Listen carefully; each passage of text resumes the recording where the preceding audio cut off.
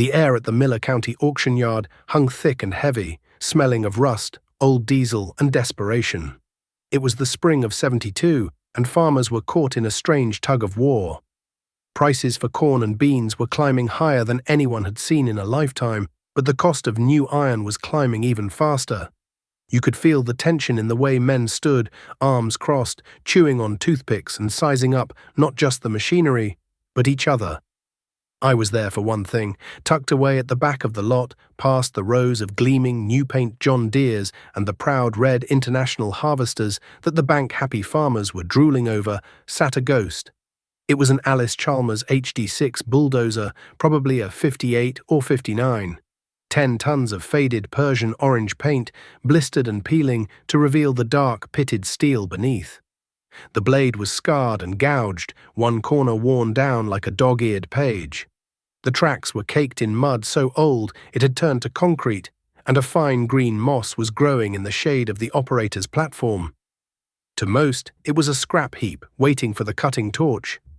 To me, it was an opportunity. A heavy hand clapped me on the shoulder, nearly sending my seed corn cap into the dust. "Well, I'll be damned, Silas. You ain't actually thinking of bidding on that 10-ton paperweight, are ya?" I didn't have to turn around. I knew that voice. It was Earl Thompson.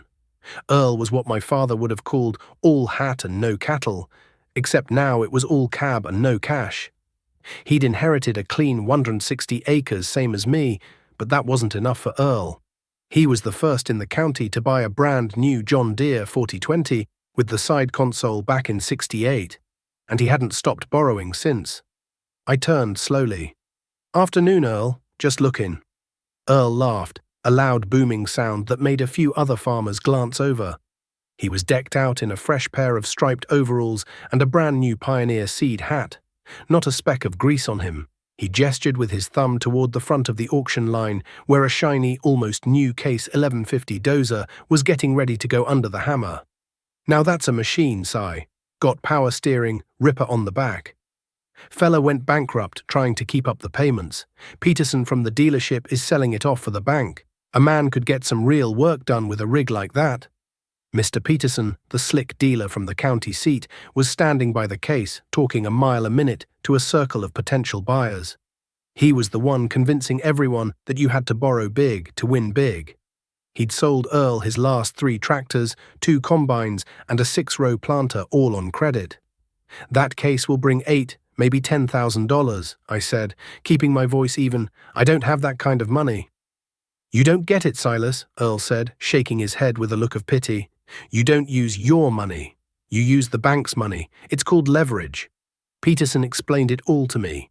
With corn hitting $2 a bushel, you can pay off a machine like that in a couple of years and double your acreage in the meantime. I just nodded and turned back to the old Alice. I knew about leverage. I also knew it was just a fancy word for debt. And debt was a chain that got heavier with every link. My father had farmed through the Depression. He'd seen men with brand new tractors and hundreds of acres lose it all in a single season. His motto was simple: if you can't pay cash, you can't afford it. He'd left me 160 acres, free and clear, and a barn full of old but reliable iron, a Farmall M he'd bought new in '49, a John Deere B, and a lifetime of wisdom. That was a legacy I wasn't about to squander. The auctioneer finally got to the back row.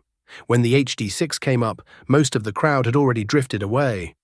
The auctioneer, a fast-talking fella named Jimmy Price, didn't even bother with a fancy description. "All right, boys, what am I bid for this old yard ornament? Engine's stuck, steering clutches are froze, but she's heavy. Who'll give me $500 to start it?" Silence. A crow cawed from a nearby telephone pole. Earl snorted beside me. "500 for scrap." "He's dreaming." "200, I said, my voice clear and steady. Jimmy Price's head snapped in my direction, his eyes wide with surprise. "I got 200 from Silas Blackwood. $200, boys. You can't buy a good car for that." "Who'll give me 250? More silence. The other farmers looked at me, then at the heap of orange steel, and then back at me, shaking their heads. They saw a fool. I saw the Buddha diesel engine under the hood, a tough, reliable power plant if you knew how to work on it. I saw the heavy-duty undercarriage that was built to last 1,000 years. I saw a way to tame the 40 acres of swamp and timber on the back end of my property, a piece of ground everyone else called Blackwood's Folly. Sold, Jimmy Price banged his gavel, for $200 to the man with more faith than sense. The laughter that followed was led by Earl Thompson. He slapped me on the back again, harder this time. Congratulations, Si. You just bought yourself the most expensive anchor in Miller County. Let me know if you need help dragging it to the scrapyard. I've got a brand new Ford F-250 that could probably do the job. He walked off, still chuckling, heading back toward the new iron and the men who believed debt was the future. Getting the Dozer home was a chore and a half. I had to pay a heavy haul of $50 to winch it onto a lowboy trailer. The old Buddha engine was seized up tighter than a drum, so we couldn't even start it to help it up the ramp. It groaned and scraped its way onto the trailer bed, shedding flakes of rust like dead leaves. The whole town of Oak Ridge seemed to be watching as we crawled down Main Street, the 10-ton ghost rattling and clanking behind the semi. I could feel their eyes on me, see the smirks and the pitying looks. Silas Blackwood, the man who was too stubborn and too cheap to keep up with the times, had finally lost his mind. But as we pulled into my lane and I looked at that hulking, forgotten piece of American iron, I didn't feel foolish. I felt a challenge. I felt the same way my grandfather must have felt when he first broke the prairie sod with a team of mules. This was my ground to break. Before we get into the blood, sweat, and busted knuckles it took to bring that old girl back to life, I've got to ask you folks listening. Have you ever bought a piece of equipment that everyone else called junk, but you saw the potential? Maybe it was an old tractor, a truck, or even just a rusty tool from a flea market. Drop a comment below and tell me what it was and how it turned out for you. I read every single one. The first month with the HD6 was pure back-breaking diagnosis. I parked it in the dirt space next to my barn under the shade of a massive oak tree that had been there since before my time. My wife, Martha, brought me out a glass of iced tea that first afternoon. She stood there for a long time, wiping her hands on her apron, just looking at the thing. "Silas," she said softly, "Earl Thompson was at the general store. He told everyone you bought a 10-ton lawn ornament." "Earl's got a big mouth," I said, not looking up from the track tensioner I was trying to break loose with a 4-foot breaker bar. "He also said Mr. Peterson just approved him for a loan on another 80 acres next to his place. The Miller farm." I stopped, the breaker bar still in my hands. The Miller farm. Old man Miller had died the winter before, and his kids wanted nothing to do with farming. It was good land, but buying it on credit, with land prices being what they were, it was a hell of a gamble. "That's Earl's business," I grunted, putting my weight back into the bar. The nut finally broke loose with a crack like a rifle shot. A shower of rust fell to the ground. Martha sighed. "I just worry, Si. Everyone's getting bigger, buying new. And we're trying to fix this." I finally looked at her. Her face was etched with concern, but I saw the trust in her eyes. She'd always been my rock. "Martha, this thing is how we get bigger without owing our souls to the bank. This is how we turn the folly into our best 40 acres. Just trust me." She nodded, managed a small smile, and went back to the house. I knew she was right to worry. The pressure was immense. Every trip to the co-op was a gauntlet of sideways glances and hushed comments. "Here Silas is trying to patch up that old Alice." "Yeah, my grandpa had one of them. Spent more time fixing it than running it." They didn't understand. They saw rust and broken parts. I saw a puzzle. The first order of business was the engine. The 344 cubic inch Buddha diesel was a legend for its torque, but this one was locked up solid. I pulled the injectors and poured a mixture of diesel fuel and Marvel mystery oil down into the cylinders, hoping to penetrate the rust that was surely gluing the pistons to the sleeves. I let it sit for a week, tapping on the block with a hammer every day, hoping the vibrations would help the oil do its work. After a week, I put a long pipe on the end of my biggest breaker bar and fitted it to the crankshaft bolt. I pulled. Nothing. I put my whole body into it, my boots digging into the dirt. The pipe bowed under the strain, and a low groan came from the engine's guts, but it wasn't the sound of movement. It was the sound of metal complaining. I knew if I forced it, I'd snap a rod or the crank itself. There was no way around it. The engine had to come out. That was a 2-day job. I used my Farmall M with a front-end loader and a heavy chain. The engine was a beast, a solid block of cast iron that weighed close to half a ton. I unbolted the radiator, the transmission housing, the fuel lines, and the exhaust stack. With a series of grunts from the Farmall's hydraulic pump and the screech of metal on metal, I finally hoisted the engine free and set it on a pair of heavy wooden blocks in the barn. The barn became my sanctuary and my prison for the next 6 months. I tore that Buddha diesel down piece by piece, laying each part out on a wooden bench in the order it came off. The diagnosis was grim. Water had gotten in through the exhaust stack and sat in 2 of the cylinders for God knows how long. The sleeves were pitted messes, and the pistons were frozen solid within them. The cylinder head had a hairline crack near an exhaust valve, probably from overheating years ago and then flash cooling in a rainstorm. Parts were the next challenge. You couldn't just walk into the Alice Chalmers dealership and ask for a piston set for a 58 HD6. They'd laugh you out of the building. I spent hours on the phone calling salvage yards from Iowa to Ohio. I found a set of used sleeves in decent shape from a yard in Wisconsin. A man in Pennsylvania who specialized in old Buddha engines sold me a set of new old-stock piston rings he'd had on a shelf for 15 years. The cylinder head was the real problem. A new one was non-existent. I took it to an old machinist in the next county, a German fella named Gus who could work miracles with metal. He looked it over, peering at the crack through a magnifying glass. "Yeah, is a crack," he said in his thick accent. "A bad one. But maybe I can fix it." He spent a week grinding, preheating, and meticulously welding the cast iron, then machining the surface flat again. When he was done, you could barely see the repair. He charged me $75, a fortune to me then, but a fraction of what a new head would have cost if one even existed. While Gus had the head, I worked on the rest. I honed the salvaged cylinder sleeves, cleaned every carbon deposit from the pistons, and plastigaged the crank bearings. The tolerances were still within spec. The old-timers built things to last. The fuel injection pump was a delicate, complicated piece of machinery.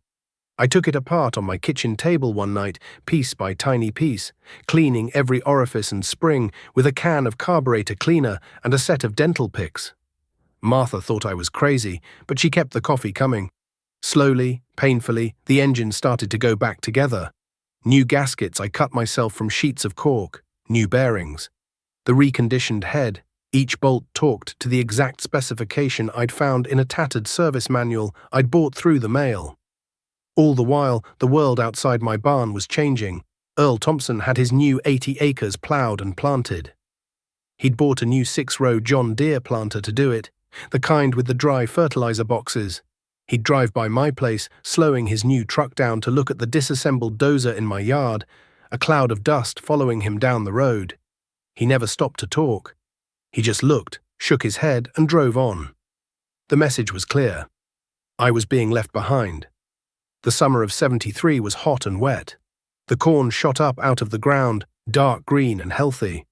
Commodity prices were still climbing, fueled by massive grain sales to the Soviet Union. Everyone was talking about the Russian grain deal. Farmers who had been cautious their whole lives were suddenly talking like Wall Street bankers. They were using words like equity and cash flow. Mr. Peterson, the dealer, was the busiest man in the county, delivering new, bigger, more expensive equipment every week. His dealership lot was constantly being restocked with green, red, and orange iron. Earl Thompson was his star customer. He'd traded in his 40R20 for a brand new John Deere 4430 with the sound guard body, a fully enclosed air-conditioned cab. It looked like a spaceship sitting in his field. He bought another 100 acres that fall, leveraging the rising value of his existing land to get another loan. He was farming nearly 400 acres now, more than double what he'd started with. At the diner in town, he'd hold court, explaining to anyone who would listen how foolish it was to sit on your hands in a boom like this. "You gotta expand," he'd say, gesturing with a fork.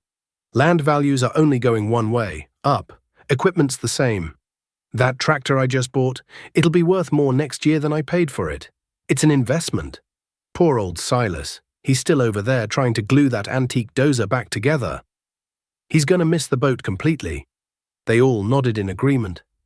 I was the county joke, the cautionary tale of a man too stubborn to see the golden opportunity right in front of him.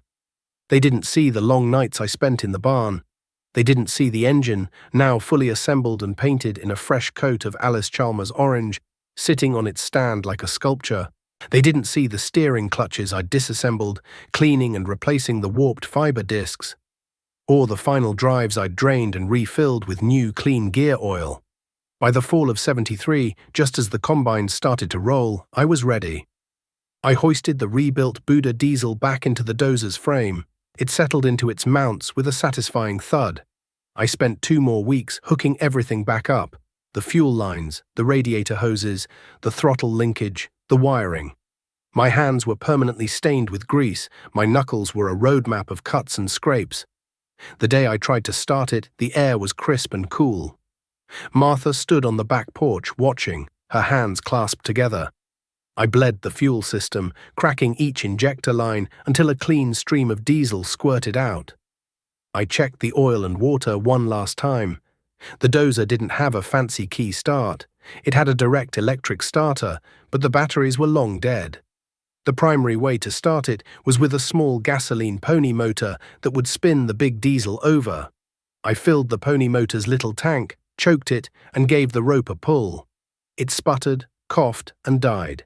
I tried again. On the 3rd pull, it roared to life, a noisy little 2-cylinder engine that sounded like an angry lawnmower.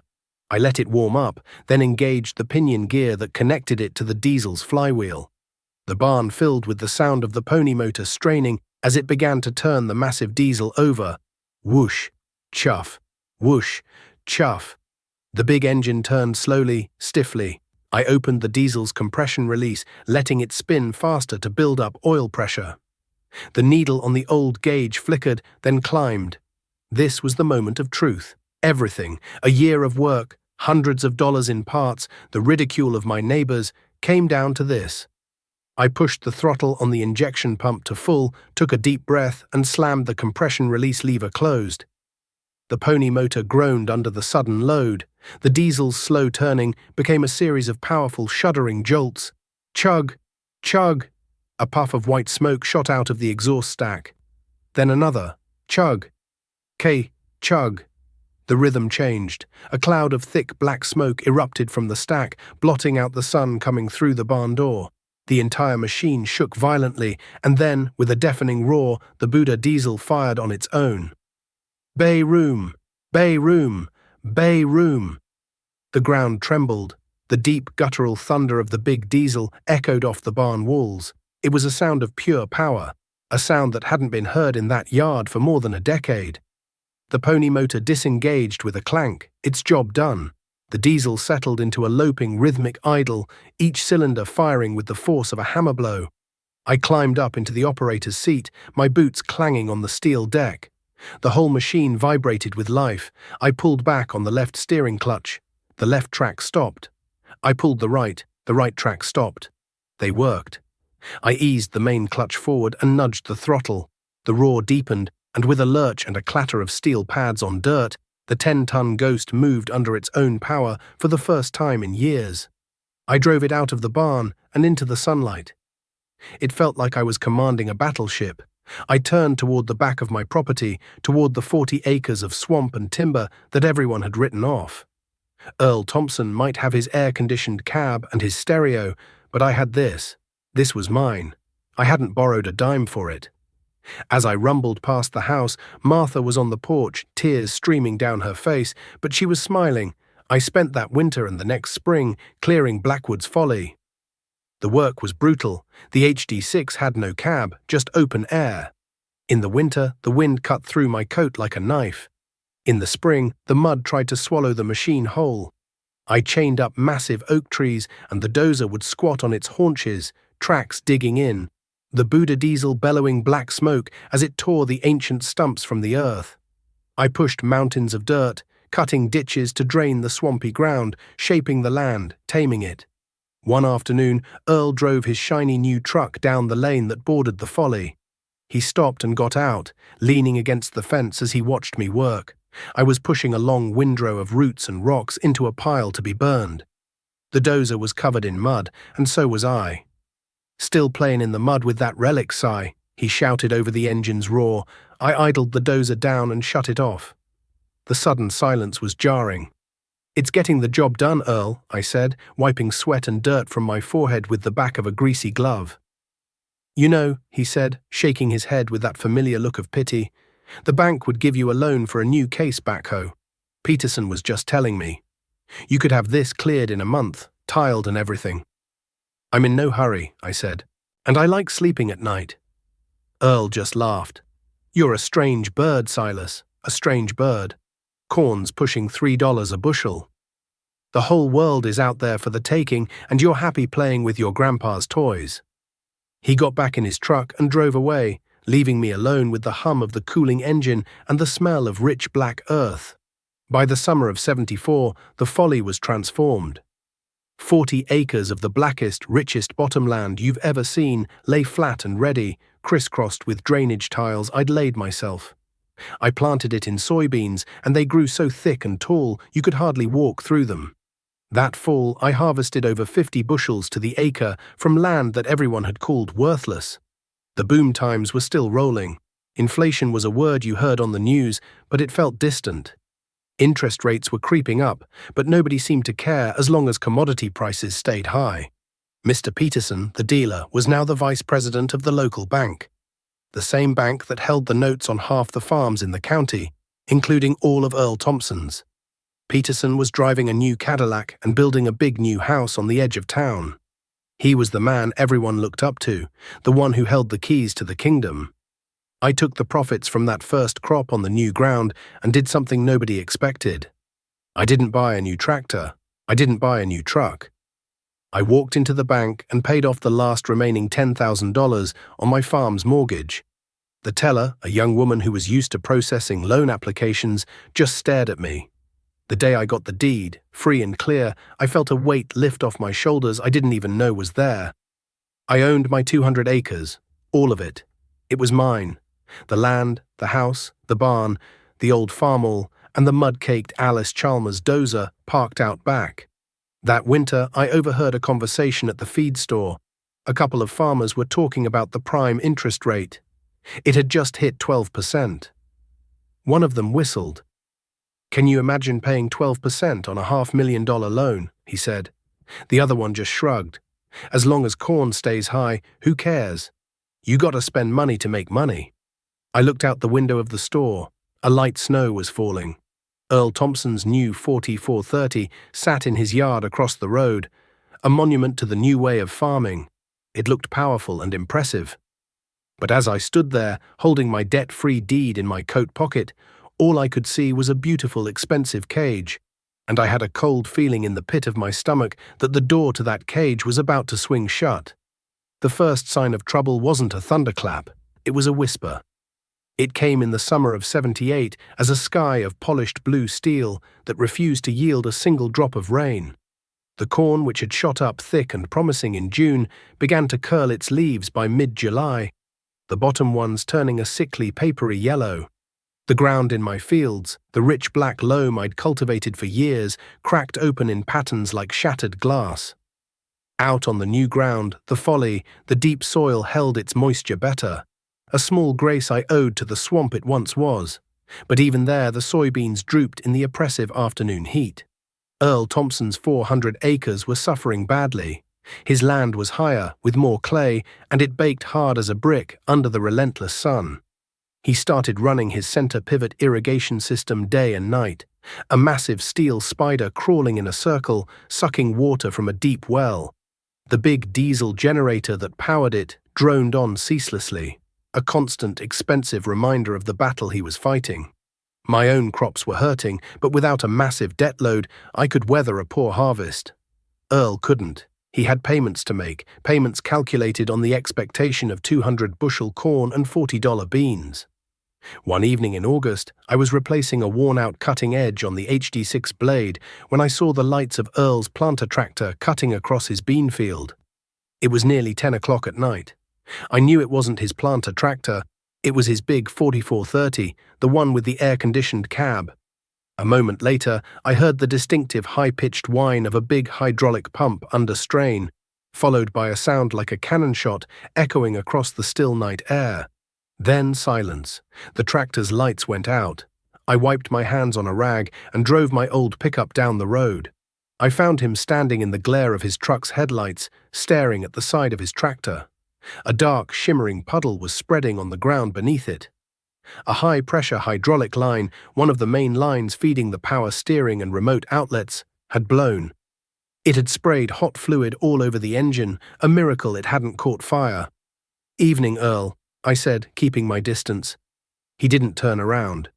He just kicked one of the massive rear tires. "Damn piece of junk," he muttered.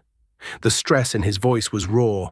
He looked thinner than I'd ever seen him, his face pale and drawn in the harsh light. "Hose let go?" I asked, stating the obvious. "Yeah, the hose let go," he snapped, finally turning to face me. "Peterson's service truck will be out in the morning. $200 just for them to show up.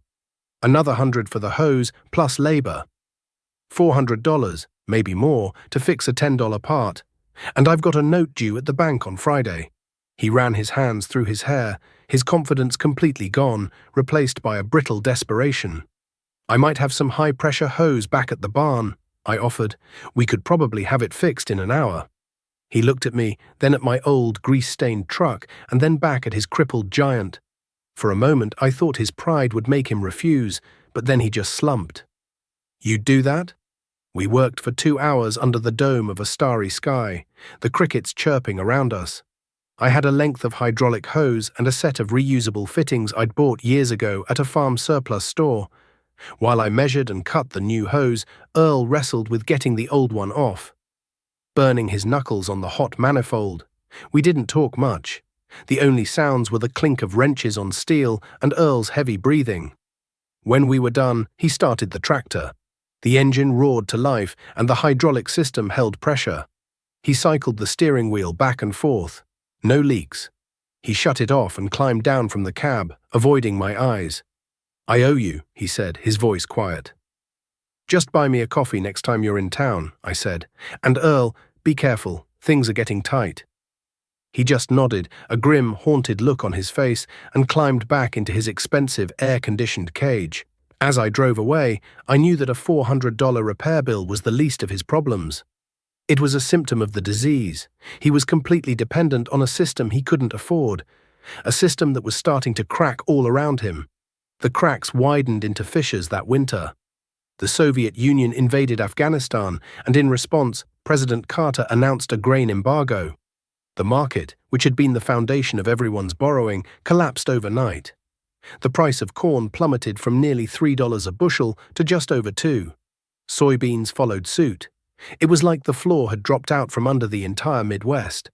Then came the final blow. To fight the runaway inflation that was crippling the country, the Federal Reserve, under a man named Paul Volcker, began to raise interest rates. It wasn't a gentle nudge. It was a brutal, shocking spike. The prime rate, the rate the banks charged their best customers, climbed to 15%, then 18%. By 1981, it peaked at a staggering 21.5%. For farmers like Earl, who had variable rate operating loans, it was a death sentence. The letters from the bank started arriving. They were no longer friendly reminders. They were cold, legal demands. The interest on Earl's loans was now accumulating faster than he could ever hope to pay it back, even with a perfect crop. The leverage that Mr. Peterson had so proudly explained to him had reversed. The weight of his debt was no longer just a chain. It was an anvil, pulling him under. The spring of '82 was the quietest I can ever remember. There was no excitement at the co-op, no talk of new equipment. There was just a heavy, pervasive fear. Men who had been farming for 40 years walked around with the hollow-eyed look of soldiers who knew they were losing a war. The first foreclosure notice went up on the courthouse door in March. The Jensen farm. Then the Kellerman place. Every week, another family's name was added to the list. The auction yard, once the stage for optimistic expansion, became a graveyard.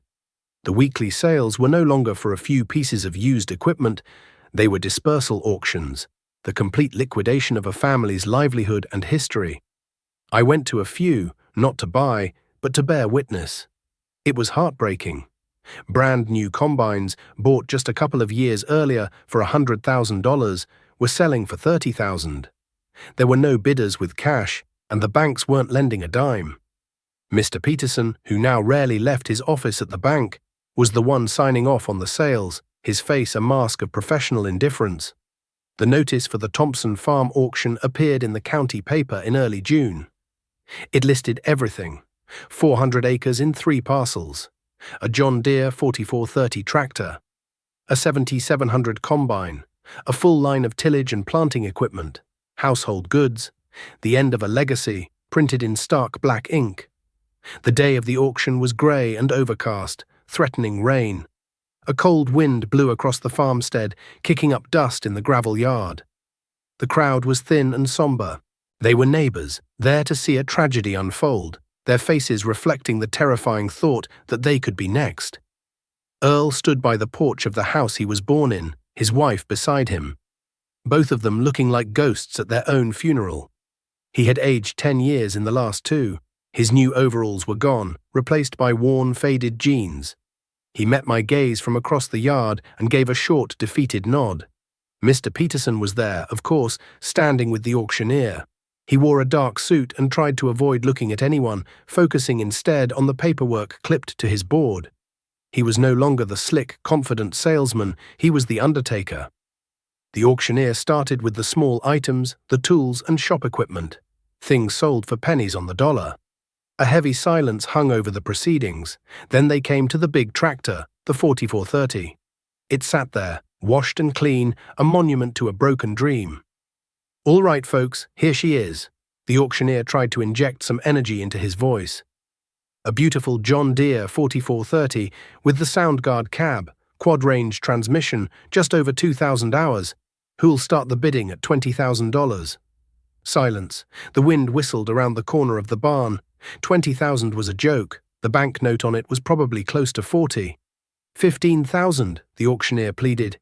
"Give me 15. A man from another county, a known bottom feeder who travelled from auction to auction, picking over the bones, bid 10,000. The auctioneer tried to work the price up, but there were no other takers. The hammer fell. Sold for $10,000. I watched Earl flinch as if he'd been struck. That tractor had been his pride, the symbol of his success. Now it was gone, for a quarter of what he'd paid. One by one, his assets were sold off, each rap of the gavel another nail in the coffin of his farm. Finally, they came to the land. The auctioneer announced they would sell the home place first, the original 160 acres that Earl's grandfather had homesteaded. "What am I bid for this prime quarter section of Miller County farmland?" Before anyone could speak, I stepped forward. My voice was clear and steady, carrying over the quiet crowd. "I'm not here to bid." All eyes turned to me. The auctioneer stopped, confused. Mr. Peterson looked up from his clipboard, a flicker of annoyance in his eyes. I walked over to where Peterson stood. "Before this goes any further," I said, loud enough for everyone to hear, "I want to make an offer to the bank. I will pay, in full, the remaining mortgage on this 160-acre parcel. Not the auction price, the full amount owed. In cash." A collective gasp went through the crowd. Peterson's jaw dropped. "Mr. Blackwood, Silas, that's highly irregular." "Is it?" I asked, my eyes locked on his. "Or is it just that you'd rather sell it for half that to an outside investor and write off the loss? I'm offering to make the bank whole on this piece of ground. The piece of ground Earl's family started with." I pulled a certified check from my coat pocket. It was for every cent I had saved over the last decade, money from the crops on the folly, money I'd earned from doing Dozer work for the county. It was the fruit of low debt and hard work. Peterson was trapped. To refuse my offer in front of the entire community would expose the bank's predatory practices. He looked at the check, then at me, then at the silent, watching faces of the farmers around him. His face turned red. We'll accept the offer," he stammered. The auctioneer, looking relieved, announced that the home farm was sold. A quiet murmur of approval went through the crowd. I walked over to Earl. He was staring at the ground, his shoulders shaking. "Why, Si," he choked out, "after all the times I laughed at you. Why?" Because this is your home, Earl, I said simply. This is where you belong. I'm not taking it from you. You're going to rent it from me. You're going to work it. We'll figure out a price you can afford when you're back on your feet. I looked him straight in the eye. And I'm going to need a good man to help me run my own place. I'll pay you a fair wage. Tears were now streaming freely down his face. He tried to speak, but no words came out. He just reached out and gripped my shoulder, his hand trembling. In that moment, there was no winner or loser. There were just two farmers, standing on the land that had defined them, bound by a shared history that was deeper than any debt. The years that followed were lean, but they were good. The farm crisis eventually bottomed out, and the slow climb back began. Earl worked for me for 5 years. He was a changed man, humbled but not broken. The arrogance was gone, replaced by a quiet competence. We worked side by side, fixing my old farm, running the combine together during harvest. He taught me things about new seed varieties, and I taught him how to weld a cracked frame and rebuild a carburetor. We became friends. After 5 years, he had saved enough to buy a small herd of cattle and start farming his home place for himself again, paying me a fair cash rent. He never borrowed another dime from a bank. His equipment was old, patched-together stuff he bought for cash at auctions, but he kept it running, and he was happy. Mr. Peterson didn't fare so well. The bank he ran was swimming in bad agricultural loans. Federal regulators came in, and he was quietly forced into early retirement. The big house he'd built on the edge of town went into foreclosure. The last I saw of him, he was driving a 10-year-old Buick, his Cadillac long gone. I never got big. I bought one of the other parcels of Earl's old farm from the insurance company that ended up with it, paying a fair cash price. I farmed my 360 acres free and clear, and that was enough. My son, David, came back to the farm after college. He had new ideas, but he had his father's caution in his bones. One Saturday afternoon, years later, I found him out by the barn with his own boy, my grandson, Michael. They were standing by the old Alice Chalmers HD6. It hadn't been used for serious work in years, but I still started it up a few times a year, just to keep it healthy. Its orange paint was almost completely faded to a patina of rust and sun-bleached metal, but it sat there like a sleeping king. "Grandpa," Michael said, his eyes wide as he looked at the massive machine. "Dad said this Dozer saved the farm." I smiled and put my hand on the cold steel of the track. "Well, it did a lot more than that, son. It taught me a lesson." "What lesson?" he asked. I looked from the Dozer to my son, and then to my grandson, the future of this land. It taught me that what looks new and shiny isn't always strong. And what looks old and worthless can have more power and value than you can ever imagine. It taught me that the real wealth isn't in what you owe, but in what you own. Your land, your tools, your family, your good name. I climbed up into the operator's seat, the steel groaning under my weight. I pointed to the pony motor. "Now," I said, looking at my grandson, "who wants to learn how to wake up a giant?" As the little engine coughed to life and the ground began to tremble with the first stirrings of the big diesel, I looked out over my fields. I saw the rich black earth of the folly, the neat rows of corn on the home place, and the distant fence row that marked the edge of Earl's farm. The setting sun cast a golden light over everything. I was not the biggest farmer in Miller County. I was not the richest. But I was still here, and so was the land. And I knew with a certainty that settled deep in my soul that it would be here for my grandson and his children after him. The 10-ton paperweight had not just saved the acres, it had anchored a legacy.